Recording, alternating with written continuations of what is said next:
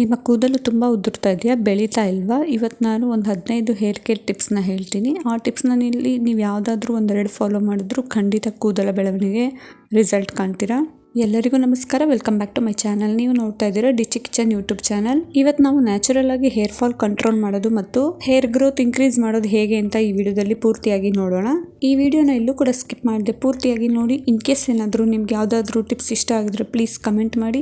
ಇನ್ನು ಹೊಸದಾಗಿ ನನ್ನ ಚಾನಲ್ನ ಸಬ್ಸ್ಕ್ರೈಬ್ ಮಾಡ್ಕೊಳ್ದೆ ನೋಡ್ತಾ ಇದ್ರೆ ಪ್ಲೀಸ್ ಸಬ್ಸ್ಕ್ರೈಬ್ ಮಾಡ್ಕೊಂಡು ನೋಡಿ. ಮೊದಲನೇ ಟಿಪ್ಪು, ವೀಕ್ಲಿ 2 ಸತಿನಾದರೂ ಆಯಿಲ್ ಮಸಾಜ್ ಮಾಡಿ ಹೇರ್ ವಾಶ್ ಮಾಡಿ. ಇದರಿಂದ ಕೂದಲು ರೂಟ್ಸ್ ಇಂದಾನೆ ಸ್ಟ್ರಾಂಗ್ ಆಗಿ ಬೆಳೆಯೋದಕ್ಕೆ ಹೆಲ್ಪ್ ಮಾಡುತ್ತೆ. ಎರಡನೇ ಟಿಪ್ಸ್, ಹಾಟ್ ವಾಟರ್ನ ಅವಾಯ್ಡ್ ಮಾಡಿ. ಅಂದರೆ ನೀವು ಹೇರ್ ವಾಶ್ ಮಾಡುವಾಗ ಹಾಟ್ ವಾಟರ್ನ ಅವಾಯ್ಡ್ ಮಾಡಿ ಕಂಪ್ಲೀಟಾಗಿ. ತಣ್ಣೀರಲ್ಲಿ ಹೇರ್ ವಾಶ್ ಮಾಡಿ ಅಥವಾ ಉಗುರು ಬೆಚ್ಚಗಿನ ನೀರಲ್ಲಿ ಹೇರ್ ವಾಶ್ ಮಾಡಿ. ಇದರಿಂದ ಹೇರ್ ಡ್ಯಾಮೇಜ್ ಆಗೋದನ್ನ ತಪ್ಪಿಸುತ್ತೆ. ಜೊತೆಗೆ ಹೇರ್ ಗ್ರೋತ್ ಆಗೋದಕ್ಕೆ, ಹೇರ್ ದಪ್ಪ ಆಗೋದಕ್ಕೂ ಕೂಡ ಸಹಾಯ ಮಾಡುತ್ತೆ. ನೆಕ್ಸ್ಟ್ ಟಿಪ್ ಏನಪ್ಪಾ ಅಂತಂದ್ರೆ, ಟೈಟ್ ಆಗಿ ಪೊನಿಟೇಲ್ ಹಾಕೋದನ್ನ ಅವಾಯ್ಡ್ ಮಾಡಿ. ಇದರಿಂದ ಹೇರ್ ಡ್ಯಾಮೇಜ್ ಆಗೋ ಸಾಧ್ಯತೆ ಇರುತ್ತೆ.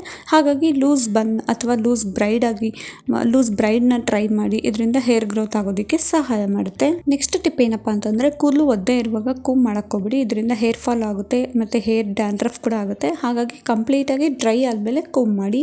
ಜೊತೆಗೆ ನೀವು ಪ್ಲಾಸ್ಟಿಕ್ ಕೂಮ್ನ ಯೂಸ್ ಮಾಡೋಕ್ಕಿಂತ ವುಡನ್ ಕೂಮ್ನ ಯೂಸ್ ಮಾಡಿದ್ರೆ ಇನ್ನ ಹೇರ್ ಗ್ರೋತ್ ಆಗೋದಕ್ಕೆ ಹೆಲ್ಪ್ ಮಾಡುತ್ತೆ. ನೆಕ್ಸ್ಟ್ ಟಿಪ್ ಏನಪ್ಪಾ ಅಂತಂದ್ರೆ, ನೀವು ಪ್ರತಿ ಸತಿ ಒಂದೊಂದು ಶಾಂಪು ಯೂಸ್ ಮಾಡೋಕ್ಕಿಂತ, ಯಾವ್ದಾದ್ರು ಬೇರೆ ಬೇರೆ ಬ್ರ್ಯಾಂಡ್ ಪ್ರಾಡಕ್ಟ್ಗಳು ಯೂಸ್ ಮಾಡೋಕ್ಕಿಂತ ಒಂದೇ ಶಾಂಪುನ ಯೂಸ್ ಮಾಡಿ.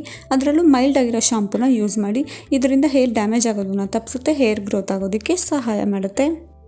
ನೆಕ್ಸ್ಟ್ ಟಿಪ್ ಏನಪ್ಪ ಅಂತಂದರೆ, ಕೆಲವೊಂದು ಮನೆಯಲ್ಲೇ ಬಳಸುವಂಥ ಹೋಮ್ ರೆಮಿಡಿಯಿಂದ ಯೂಸ್ ಮಾಡಿಕೊಂಡು ಅದರಿಂದ ನೀವು ಹೇರ್ ಪ್ಯಾಕ್ನ ಬಳಸಿ. ಇದರಿಂದ ಹೇರ್ ಗ್ರೋತ್ ಆಗೋದಕ್ಕೆ ಸಹಾಯ ಮಾಡುತ್ತೆ.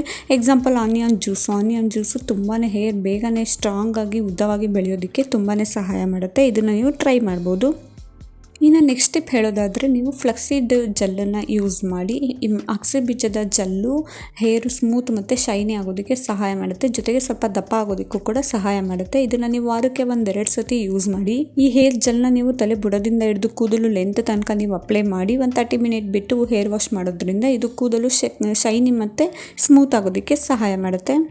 ಇದರ ಜೊತೆಗೆ ನೀವು ಆಲೋವೆರಾ ಜೆಲ್ನ ಯೂಸ್ ಮಾಡಿ. ಆಲೋವೆರಾ ಜೆಲ್ನು ಕೂಡ ಮನೆಯಲ್ಲೇ ಇದ್ದರೆ ಮನೆಯಲ್ಲೇ ಯೂಸ್ ಮಾಡಿ, ಇಲ್ಲ ಮಾರ್ಕೆಟಲ್ಲೂ ಸಿಗುತ್ತೆ ಆಲೋವೆರಾ ಜೆಲ್ಗಳು. ಅದನ್ನು ಯೂಸ್ ಮಾಡಿ ನೀವು ಹೇರ್ ವಾಶ್ ಮಾಡೋದ್ರಿಂದ, ಅಂದರೆ ಹೇರ್ ಸ್ಕ್ಯಾಲ್ಪಿಂದ ಹಿಡಿದು ಕೂದಲು ಲೆಂತ್ ತನಕ ಅಪ್ಲೈ ಮಾಡಿ. ಅದಾದಮೇಲೆ 30 ಮಿನಿಟ್ ಬಿಟ್ಟು ಹೇರ್ ವಾಶ್ ಮಾಡೋದ್ರಿಂದ ಸ್ವಲ್ಪ ಕೂದಲು ಬುಡ ಅಥವಾ ಸ್ಕ್ಯಾಲ್ಪ್ ಏನಿರುತ್ತೆ ಅದು ನಿಮಗೆ ಕೂಲ್ ಆಗೋದಕ್ಕೆ ಸಹಾಯ ಮಾಡುತ್ತೆ. ಜೊತೆಗೆ ಹೇರು ಸ್ಮೂತಾಗಿ ಶೈನಿಯಾಗಿ ಬೆಳೆಯೋದಕ್ಕೆ ಹೆಲ್ಪ್ ಮಾಡುತ್ತೆ. ಇನ್ನು ಇದ್ರ ಜೊತೆಗೆ ಹೇರು ರೂಟ್ಸಿಂದಲೇ ನಮಗೆ ಸ್ಟ್ರಾಂಗ್ ಆಗಿಲ್ಲ, ಬೆಳೆಯೋದಕ್ಕೂ ಸ್ವಲ್ಪ ಸಹಾಯ ಕಮ್ಮಿ ಆಗ್ತಿದೆ ಅಂತ ಅನ್ನೋರಿಗೆ ಕ್ಯಾಸ್ಟರ್ ಆಯಿಲ್ ಮತ್ತು ಕೊಕೊನಟ್ ಆಯಿಲು ನೀವು ಯಾವುದು ಯೂಸ್ ಮಾಡ್ತೀರೋ ಅದೇ ಯೂಸ್ ಮಾಡಿ. ಅದ್ರ ಜೊತೆಗೆ ನೀವು ಕ್ಯಾಸ್ಟರ್ ಆಯಿಲ್ನ ಸ್ವಲ್ಪ ಮಿಕ್ಸ್ ಮಾಡಿ ಹೇರ್ಗೆ ಅಪ್ಲೈ ಮಾಡಿ. ಅದಾದಮೇಲೆ ಆ್ಯಸ್ ಯೂಶುವಲ್ 30 ಮಿನಿಟ್ ಬಿಟ್ಟು ಹೇರ್ ವಾಶ್ ಮಾಡಿ. ಇದರಿಂದ ಸ್ವಲ್ಪ ಕೂದಲು ಬುಡದಿಂದನೇ ಸ್ಟ್ರಾಂಗ್ ಆಗೋದಕ್ಕೆ ಹೆಲ್ಪ್ ಮಾಡುತ್ತೆ. ಇದನ್ನು ವಾರಕ್ಕೆ 1-2 ಸತಿ ಈ ರೀತಿಯಾಗಿ ಅಪ್ಲೈ ಮಾಡ್ತಾ ಬನ್ನಿ. ಇನ್ನು ಇದ್ರ ಜೊತೆಗೆ ಕೂದಲು ಸ್ವಲ್ಪ ಕಪ್ಪಾಗಿಲ್ಲ, ಗ್ರೇ ಕಲರ್ ಇದೆ, ಇಲ್ಲ ಅಂತಂದರೆ ಒಂಥರ ಸ್ವಲ್ಪ ಬ್ರೌನ್ ಇದೆ, ವೈಟ್ ಹೇರ್ಸ್ ಜಾಸ್ತಿ ಇದೆ ಅಂತ ಅನ್ನೋರಿಗೆ ಕರಿ ಲೀವ್ಸ್ ಆಯಿಲ್ನ ಯೂಸ್ ಮಾಡಿ. ಈ ಕರಿ ಲೀವ್ಸಿಂದ ಕೂದಲು ಸ್ವಲ್ಪ ಕಪ್ಪಾಗೋದಕ್ಕೆ, ರೂಟ್ಸಿಂದಾನೇ ಸ್ಟ್ರಾಂಗ್ ಆಗಿ ಬೆಳೆಯೋದಕ್ಕೆ ಹೆಲ್ಪ್ ಮಾಡುತ್ತೆ. ನೀವು ಮಾಮೂಲಿ ಆಯಿಲ್ನ ಯೂಸ್ ಮಾಡ್ತೀರಲ್ಲ, ಅದಕ್ಕೇ ಸ್ವಲ್ಪ ಕರಿ ಲೀವ್ಸ್ನ ಮಿಕ್ಸ್ ಮಾಡಿ ಚೆನ್ನಾಗಿ ಹೀಟ್ ಮಾಡಿ ಕಂಪ್ಲೀಟಾಗಿ ಕೂಲ್ ಆದಮೇಲೆ ಅದನ್ನು ನೀವು ಆಯಿಲ್ ಥರ ಅಪ್ಲೈ ಮಾಡೋದ್ರಿಂದ ಕೂದಲು ಸ್ವಲ್ಪ ಕಪ್ಪಾಗೋದಕ್ಕೆ ಹೆಲ್ಪ್ ಮಾಡುತ್ತೆ. ಇನ್ನು ಇದ್ರ ಜೊತೆಗೆ ನಮ್ಮ ಲೈಫ್ ಸ್ಟೈಲ್ ಕೂಡ ಆ್ಯಡ್ ಆಗುತ್ತೆ ಕೂದಲು ಬೆಳೆಯೋದಕ್ಕೆ. ಏಕೆಂತಂದರೆ ಸ್ಟ್ರೆಸ್ ಇದ್ದರೆ, ಪ್ರತಿಯೊಬ್ಬರಿಗೂ ಸ್ಟ್ರೆಸ್ ಇದ್ದೇ ಇರುತ್ತೆ. ಸ್ಟ್ರೆಸ್ನ ಕಡಿಮೆ ಮಾಡಿದಷ್ಟು ಕೂದಲು ಉದುರೋದು ಕಡಿಮೆ ಆಗುತ್ತೆ, ಡ್ಯಾಂಡ್ರಫು ಕಡಿಮೆ ಆಗುತ್ತೆ. ಹಾಗಾಗಿ ಸ್ಟ್ರೆಸ್ನ ಕಡಿಮೆ ಮಾಡ್ಕೊಳ್ಳಿ, ಕೂದಲನ್ನ ಬೆಳೆಯೋದಕ್ಕೆ ಸಹಾಯ ಮಾಡುತ್ತೆ. ಇನ್ನು ಇದ್ರ ಜೊತೆಗೆ ನಾವು ತಿನ್ನೋ ಫುಡ್ ಕೂಡ ಇದರಲ್ಲಿ ಆ್ಯಡ್ ಆಗುತ್ತೆ.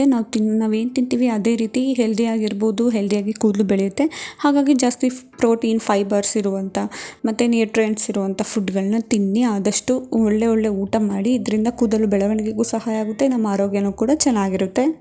ಇದ್ರ ಜೊತೆಗೆ ಸಾಕಷ್ಟು ನೀರು ಕುಡಿಬೇಕು. ನಾನು ಹಿಂದೆ ಕೆಲವೊಂದಷ್ಟು ವೀಡಿಯೋಗಳಲ್ಲೂ ಕೂಡ ಶೇರ್ ಮಾಡಿದ್ದೀನಿ. ನಾವು ಎಷ್ಟು ಚೆನ್ನಾಗಿ ನೀರು ಕುಡಿತೀವೋ ಅಷ್ಟು ಚೆನ್ನಾಗಿ ಸ್ಕಿನ್ ಗ್ಲೋ ಆಗುತ್ತೆ, ಹೇರ್ ಗ್ರೋತ್ ಆಗುತ್ತೆ ಮತ್ತು ಆರೋಗ್ಯನೂ ಕೂಡ ಚೆನ್ನಾಗಿರುತ್ತೆ.